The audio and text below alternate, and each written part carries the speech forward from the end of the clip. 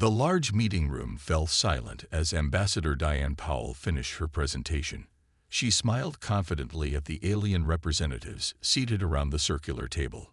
After 6 months of negotiations, she was sure this time they would approve Earth's defense proposal. High Commissioner Skrull of the Vedrani stood up, his 4 arms moving in the formal gesture of regret. His blue skin seemed to pale as he spoke. The Galactic Concord thanks Earth for its diligence, but we must again deny your request for these vessel specifications. Diane's smile froze in place. This was the 5th rejection.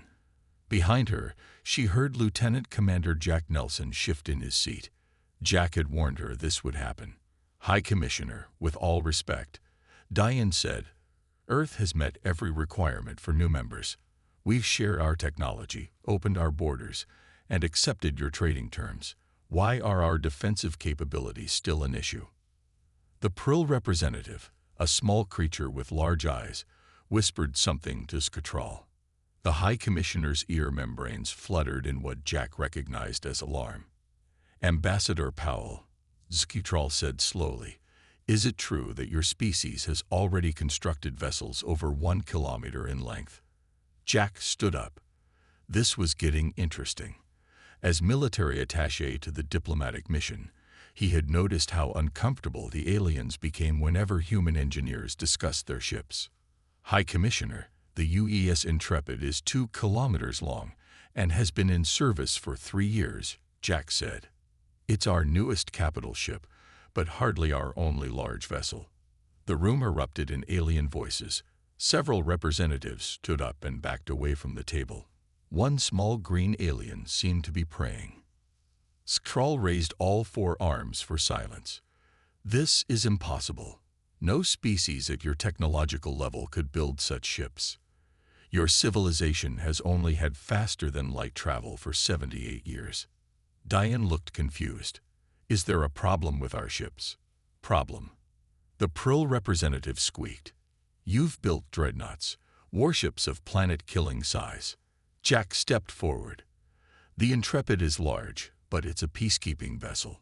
Earth hasn't fought a war in 50 years. Chief Engineer Samantha Wright, who had stayed quiet during the meeting, finally spoke up. Our ships are built for exploration and defense. Size provides stability, crew comfort, and room for scientific equipment. Skrull shook his head. The Concord's laws are clear. No species may build military vessels over 500 meters until they have been members for at least 200 years. The last time dreadnoughts roamed our galaxy, billions died in the Hive Wars. Diane felt the diplomatic ground crumbling beneath her. We didn't know. Earth has been building progressively larger ships for centuries. It's part of our naval tradition. Centuries. Another alien whispered, impossible. Skrull consulted his data pad, his hands trembling. We must call an emergency session of the Security Council. If humans have built multiple vessels of this size, we have a fleet of them, Samantha said proudly. The Intrepid is just our newest design. Jack noticed how every alien in the room seemed to grow pale or change color. He had served on 3 Earth ships, including the massive UES Constitution. To him, big ships were normal. But looking at the fear in the aliens' eyes, he realized they had stumbled into a serious cultural misunderstanding. High Commissioner, Jack said carefully, I believe we need to better understand each other's perspective on defense capabilities. Skrull looked at the human delegation with new eyes. Yes, Lieutenant Commander. It seems we have much to discuss about your species' unusual development path. As the emergency meeting was called, Diane whispered to Jack, what just happened? I think, Jack replied quietly, we accidentally terrified our new neighbors by being too good at building big ships. Outside the window of the meeting room, Earth's diplomatic vessel hung in space, all 3 kilometers of it, dwarfing the alien ships nearby. Dr. Alan Garner stared at the ancient alien text scrolling across his screen. As Earth's leading genohistorian, he had been urgently called to help understand why the Concorde was so afraid of large ships. This can't be right, he muttered, rubbing his tired eyes. The door to his temporary office on the space station opened. Ambassador Diane Powell walked in, looking stressed. "Please tell me you found something helpful, Alan," she said. "The Concord Security Council has formally demanded we decommission all vessels over 500 meters. That's nearly our entire deep space fleet." Alan gestured to the chair across from him. "I've been studying their historical records. The hive wars they mentioned weren't just any conflict. They nearly wiped out all spacefaring life 3,000 years ago." "And big ships were the problem?" Diane asked. "Not exactly. The problem was what they called dreadnought diplomacy. Once one species built massive warships, others raced to build bigger ones. It triggered centuries of escalation that eventually attracted the hive, and now extinct predatory species." A soft chime announced another visitor. Senior Counselor Meep, a tiny alien no larger than a child, floated into the room on a gravity platform. Despite his small size, his species was known to live for thousands of years. "I see you are studying our painful past," Meep said in a high musical voice. "I was young during the final hive war. I watched planets burn." Alan and Diane straightened respectfully. Meeting someone who had witnessed events from 3,000 years ago was humbling. "Counselor," Diane said, "we don't understand why our ships are seen as a threat. Humans have been building large vessels since before we reached space." Meep's huge eyes blinked slowly. Most species required 500 to 800 years after achieving spaceflight before they could build kilometer-scale vessels. Humans have done it in less than 200 years. It is concerning. At that moment, Admiral Catherine Chen entered the room. Her uniform was crisp, her expression unhappy. "This is ridiculous," she said. "They want us to scrap the fleet. Earth won't agree to that." Elan raised a hand. "Admiral, I've been comparing our technological development with Concord species. They think we're hiding advanced technology because our ships are too big, too soon." "We're not hiding anything," Catherine said. "It's just good engineering." Meep floated closer. "May I ask, how did your species overcome the structural integrity problems of large-scale vessels so quickly?" Catherine looked confused. "What problems?" "We've been building bigger ships for centuries. It's normal for us." Alan suddenly had a realization. It's Earth's gravity. Most Concord homeworlds have lighter gravity than Earth. We developed stronger materials from the beginning because we needed them. Trade Representative William Ortiz, who had been quietly listening by the door, stepped forward. "So this is all a misunderstanding. We're not more advanced. We just solved different problems." "Precisely," Meep said, his voice thoughtful. "Your species evolved on a high-gravity world, making your structural engineering different from ours." He paused. "But this creates a new concern. If humans build ships this large with relatively basic technology, what we could build with advanced technology," Catherine finished, finally understanding the aliens' fear. Alan turned to Diane. "We need to show them our historical progression. Wooden sailing ships, steel battleships, aircraft carriers. We need to prove this is normal development for us, not a sign of aggression." Meep's eyes darkened. "There is another concern. Some in the Concord are using human ships to create fear. They claim you are a warrior species preparing for conquest." "That's not true," Diane protested. "I believe you," Meep said, "but fear is spreading, and fear makes for poor diplomacy." Outside the window, a Concord security vessel moved closer to the human diplomatic ship, watching it with obvious suspicion.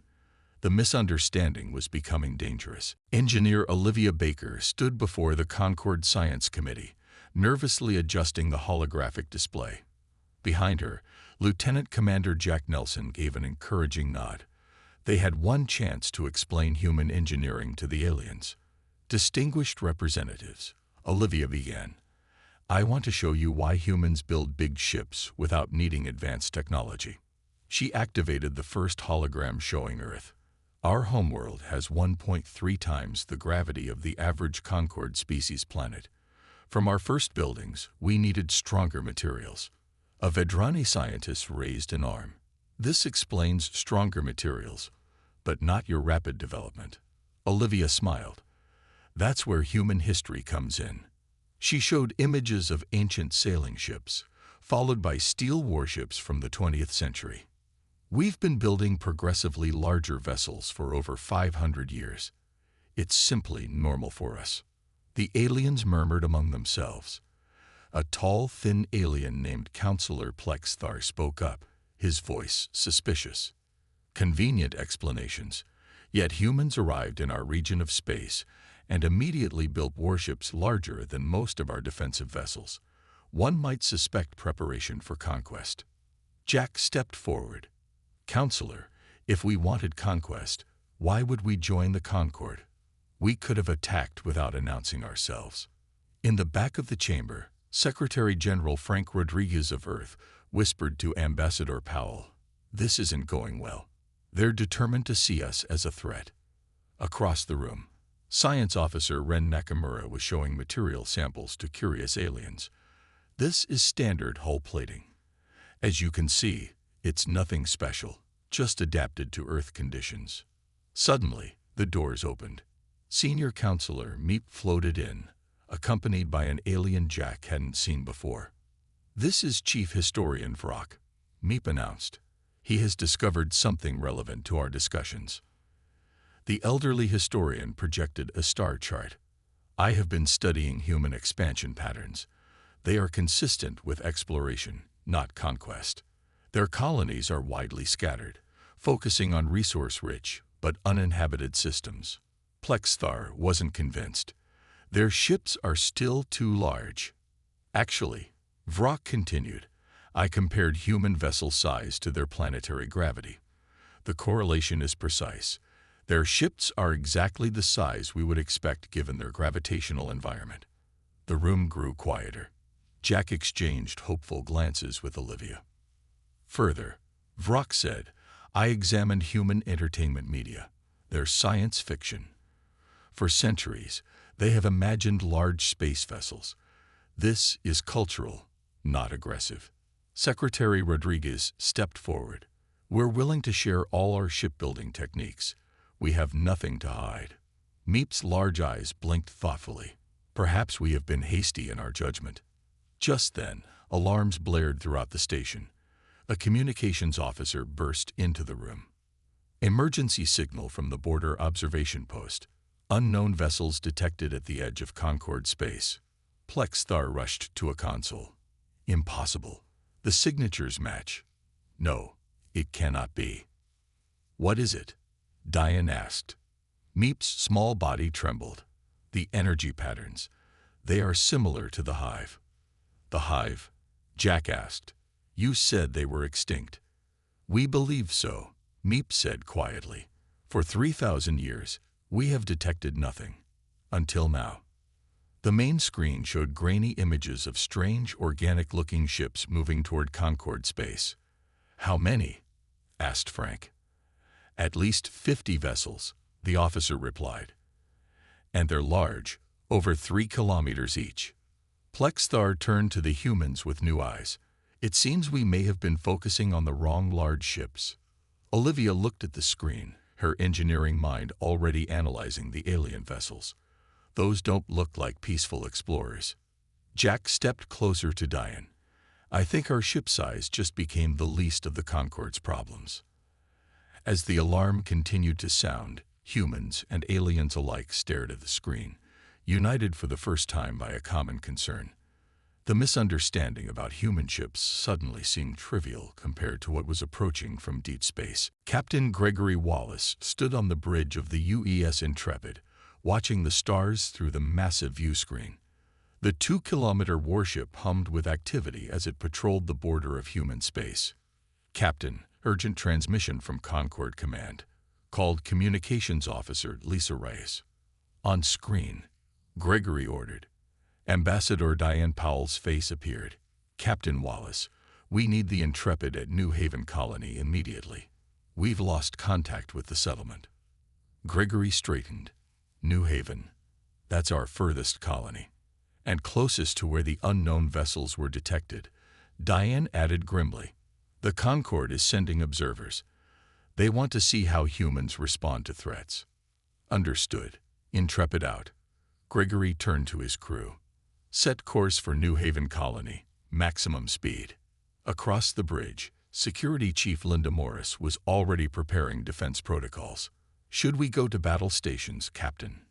Not yet, but run combat drills during transit. 16 hours later, the Intrepid dropped out of faster-than-light travel near New Haven. The colony's orbital station was dark, showing signs of damage. Life signs on the station? Gregory asked.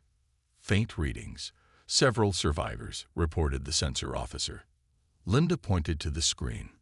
Sir, look at the impact patterns. These aren't from asteroids or technical failures. Gregory nodded. Weapons fire. Prepare a rescue team. As the rescue shuttles launched, a small Concorde vessel appeared alongside the Intrepid. It carried Concorde observer Trizik, who had been sent to monitor the human response. Captain, the observer requests to join the rescue team, Lisa reported. Granted, Gregory replied. Make sure they see everything we do. On the planet's surface, the main colony was in ruins. Colony Governor Marcus Phillips was coordinating survivors in a reinforced bunker. They came without warning, Marcus told Linda as her team arrived. Organic-looking ships, firing some kind of acid weapons. They took 20 colonists before retreating. Linda's team secured the area while medical personnel treated the wounded. Observer Trizik watched in silence, recording everything. Why would they take colonists? Linda wondered aloud. Her question was answered 3 hours later when 5 organic ships appeared in orbit. The Intrepid's alarms blared. Unidentified vessels approaching, reported the tactical officer. They're ignoring our hails. Gregory took his command chair. Battle stations. Power up defensive systems, but hold fire unless fired upon. On the view screen, the alien vessels moved closer. They were unlike any ships the humans had seen. Part machine, part living tissue, covered in strange growths. Sir, we're being scanned, Lisa said. They're probing our defenses. Observer Trizik, now back aboard the Intrepid, stepped forward. Those are hive vessels. They should not exist. They were eradicated millennia ago. Well, they look pretty real to me, Gregory replied. And they've already attacked our colony. The lead hive ship suddenly accelerated toward the Intrepid. Gregory didn't hesitate. Target lead vessel, fire warning shots across their path. The Intrepid's energy weapons flashed, but the hive ship didn't change course. They're launching smaller craft, Linda reported. Hundreds of them. Gregory's face hardened. All batteries, open fire, protect the colony. The Intrepid's massive weapons systems came alive, unleashing firepower that lit up space. The hive fighters were fast but fragile, exploding on impact. Observer Trizik watched in amazement as the human warship engaged. The Intrepid's size, once considered threatening by the Concorde, now provided the firepower and resilience needed against the hive swarm. Impressive, Trizik whispered. Now I understand why your ships are built this way. After 20 minutes of intense battle, the remaining hive vessels retreated. The bridge crew cheered, but Gregory remained serious. Damage report, he asked. Minor hull damage, no casualties, Linda replied. But sir, this was just a scouting party. Based on their communication patterns, they were reporting back to something bigger. Gregory nodded grimly. Begin rescue operations for the colony. And send all our data to Concorde Command. I think they need to see what we're dealing with.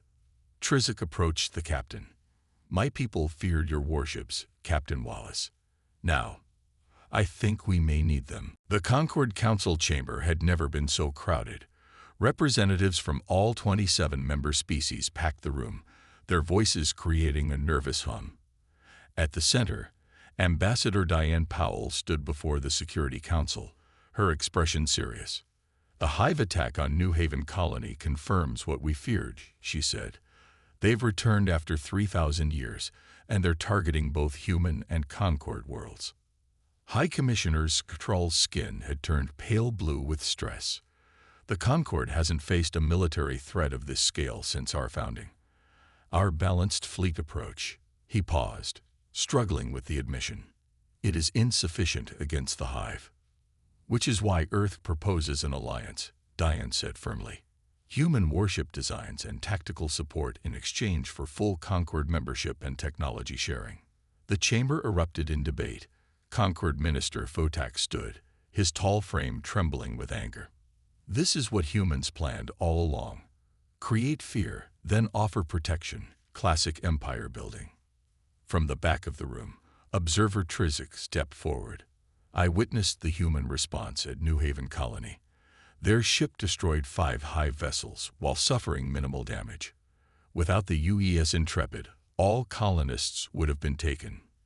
The room quieted. Trizik's testimony carried weight.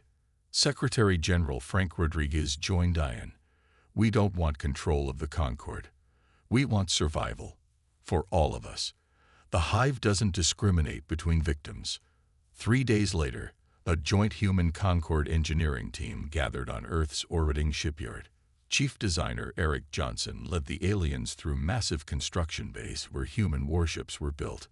Each vessel takes approximately 14 months to complete, Eric explained to the group. We currently have 7 under construction. Vedrani engineers Gival stared up at the skeletal frame of a new ship. Your construction methods are primitive, yet effective. Eric laughed. Sometimes simple is better. We focus on redundancy and durability rather than technological advancement. Skval tilted his head. My people would have used quantum stabilization fields for a structure this size. Show me, Eric said immediately. If we combine your advanced tech with our robust designs. Across the station, Admiral Nicole Martinez was holding a different kind of meeting with Concord military officers. Human combat doctrine emphasizes overwhelming force, she explained, showing tactical simulations. We don't believe in fair fights. If we bring a warship to battle, we intend to win decisively. A Prill commander raised his small hand. This contradicts Concord philosophy. We maintain balance to prevent escalation. Nicole nodded. I understand. But the Hive doesn't care about balance. They care about conquest. In her office on the diplomatic station, Diane reviewed the latest reports with Jack Nelson. The joint fleet concept is gaining support, she said. But we still have opposition. Jack showed her surveillance footage.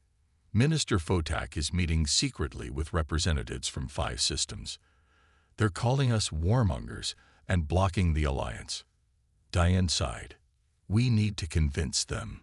The station alarms cut her off. On the main screen, emergency reports flooded in from 3 different Concord worlds. Hive attacks, Jack said grimly. Simultaneous strikes against civilian targets. Diane's face hardened. Get me the High Commissioner, and order all Earth ships within range to assist. Within hours, human warships were responding to Concord distress calls. The UES Defender arrived at Vedra Prime to find a Hive mothership attacking orbital habitats. Captain Hither Ross didn't hesitate. All weapons, target the mothership. Launch fighter screen to protect civilian vessels. On the Concord command channel, a Vedrani voice was shocked. Your vessel is engaging directly against a mothership of that size. That's what we built her for, Heather replied calmly as her ship's massive guns opened fire. Back on the station, Diane watched the battles unfold on multiple screens. Next to her, High Commissioner Skrul observed in silence. Still think our ships are too big? Diane asked quietly. Skrul slowly shook his head. I think, Ambassador Powell, they might not be big enough. The massive holographic display in the Joint Command Center showed dozens of red dots approaching Concord space. Each dot represented a Hive ship, and they were heading straight for the hastily formed defense perimeter dubbed the Proxima Line. Captain Heather Ross of the UES Defiant studied the formation. In the 6 weeks since the first Hive attacks, the joint human Concord fleet had scrambled to prepare. 7 human warships and 23 smaller Concord vessels now stood between the hive and the populated systems beyond. "They'll be here in 3 hours," said Tactical Officer Daniel Cooper, his fingers moving over the controls. "Their numbers are greater than our estimates." Heather nodded grimly. "Alert all ships to final positions. We need to hold this line." On the communication screen, Vedrani Captain Skimir appeared. Though initially skeptical of human tactics, the recent attacks had changed his mind. "Captain Ross, my vessel will take position at Sector 4 as planned," Skimir said. "But I must express concern about your ship's forward placement. The Defiant will bear the brunt of the initial assault." Heather smiled. "That's the idea, Captain. Our shields can take it, and will thin their numbers before they reach your faster, more maneuverable vessels." Across the bridge, Communication Specialist Paul Elliott was coordinating with the other ships. The joint fleet was an experiment, human warships providing heavy firepower, while Concord vessels used their superior speed and technology for precision strikes. "All ships acknowledge battle positions," Paul reported. "The Concord vessels are still uncomfortable with our direct engagement tactics." "They'll learn," Heather replied. "Sometimes you have to stand your ground and hit back hard." 2 hours later, the bridge was silent as the crew watched the approaching hive fleet. The organic ships moved in a strange pattern, almost like a swarm of insects. "They're accelerating," Daniel reported. "First wave will make contact in 5 minutes." Heather activated the fleet-wide channel. "All vessels, this is Captain Ross. Remember your training. Humans handle a heavy fire. Concord vessels target their propulsion systems. Together we can do this." The first wave of high ships struck like a tsunami. The Defiant shuddered as dozens of energy blasts hit its shields. Its massive weapons responded, destroying 3 high ships in rapid succession. "Forward shields at 60%, reported the engineering officer. On the tactical display, Heather saw a group of hive fighters breaking through, heading toward the Vedrani cruiser Solaris. "They're targeting the Solaris," Daniel said.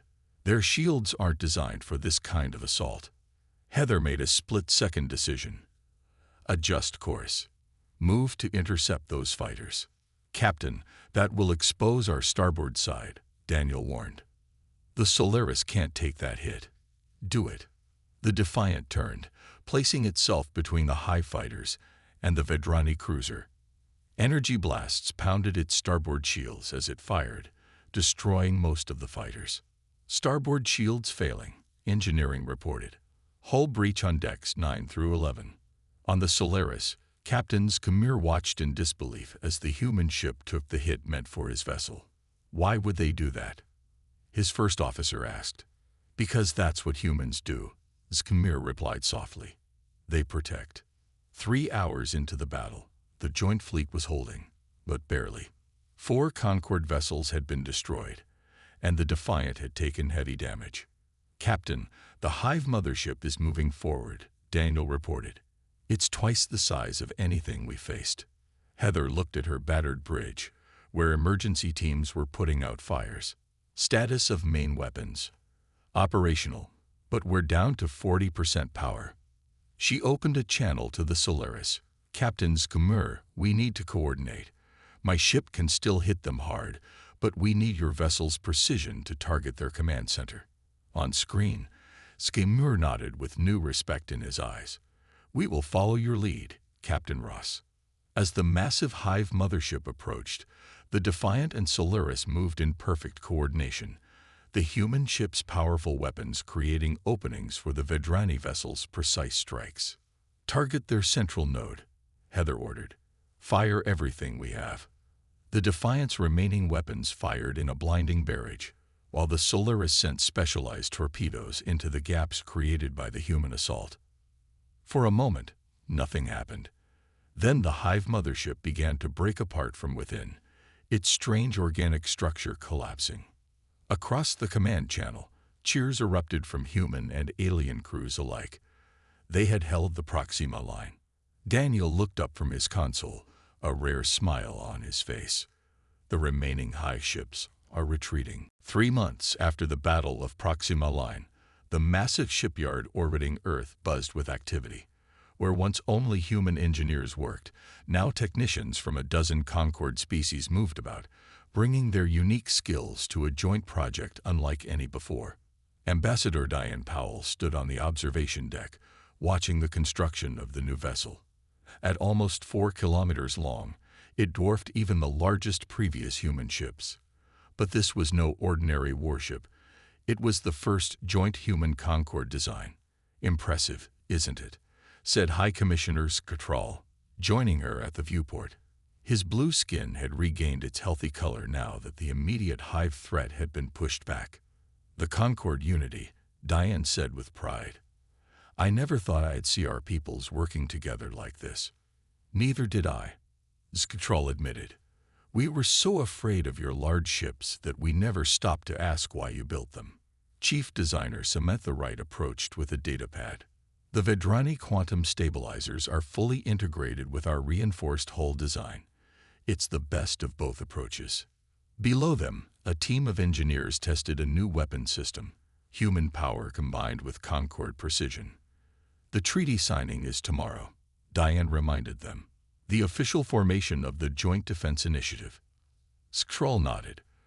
"Many still have concerns about building vessels this size, but the hive attacks have changed perspectives." "Speaking of changed perspectives," Samantha said, "I've been working with Vedrani engineers. Their approach to energy distribution is fascinating. More elegant than ours, though less robust." "That's the point of this alliance," Diane smiled. "We learn from each other." In another part of the station, Dr. Alan Garner was meeting with Concorde historians. Ancient records recovered from outposts destroyed by the hive had revealed surprising information. "Ambassador, you should see this," Alan called as Diane passed by. "We've translated more of the first Concorde archives." On his screen was an image of ancient vessels, massive warships from the original Hive Wars. According to these records, the first hive conflict began when one species, the Trell, began building warships larger than any others in the galaxy, Alan explained. The hive were attracted to the power signatures. Diane's eyes widened. "So when the Concorde told us to stop building giant warships, they were trying to prevent history from repeating itself," Alan finished. "The Concorde's balance approach wasn't just political, it was protective." Scatrall studied the ancient images. "Yet now we build even larger ships together. But with different technology," Samantha pointed out. "Our joint designs mask power signatures in ways neither of us could achieve alone." Later that day, on the bridge of the battle-scarred UES Defiant, Captain Hither Ross welcomed visitors. Captain Chimera of the Solaris had brought his crew to see the human vessel that had saved them. "Your ship took terrible damage defending mine," Chimera said as they toured the patched hull sections. Heather shrugged. "That's what these ships are built for, to take hits and keep fighting." "My people thought your vessels were signs of aggression," Chimera admitted. "We did not understand they were built from a philosophy of protection." The next morning, representatives from all 27 Concorde species gathered in the Grand Chamber for the treaty signing. The document established guidelines for joint fleet development, humans agreeing to certain limitations while the Concorde embraced controlled advancement. As Diane signed for Earth, she glanced at Secretary General Rodriguez. "When we first contacted the Concorde, did you ever imagine this outcome?" Frank smiled. "Actually, no. I expected trade agreements and cultural exchange, not building giant warships together." "Funny how things work out," Diane said. After the ceremony, Dr. Garner approached Diane with one last discovery. "I found something interesting in the oldest Hive War records," he said quietly. "The very first giant warships that attracted the Hive, they were built because another predatory species was detected at the edge of known space." "You mean?" "The cycle keeps repeating," Alan nodded. "Big threats lead to big ships." As the celebration continued around them, Diane looked through the viewport at the partly completed Concorde Unity. Its massive hull now bore the symbols of both human and alien worlds. "Maybe this time," she said, We'll break the cycle, not by building smaller ships, but by building them together.